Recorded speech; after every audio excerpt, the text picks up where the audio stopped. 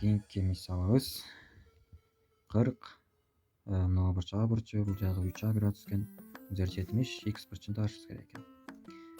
Келгиле мына жерде 3 бурчтуктун бир эрежесин пайдалана кетели. Мындай 3 бурчтук болсун. 3 бурчтуктун каалаган 2 бурчунун суммасы, бул жер x градус деп койсок, жана y градус. 3 бурчтуктун каалаган 2 бурчунун суммасы 3-чү бурчунун жандаш бурчуна барабар. Демек мына бурчубуз x плюс y градуска барабар болот экен. Мисал үчүн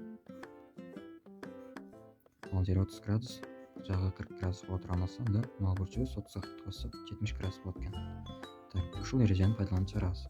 Бизде 0,3 бурчтукту карасак, 40 менен а бурчун койсок, бизде 3-чү бурчунун жандаш бурчу 70 экен.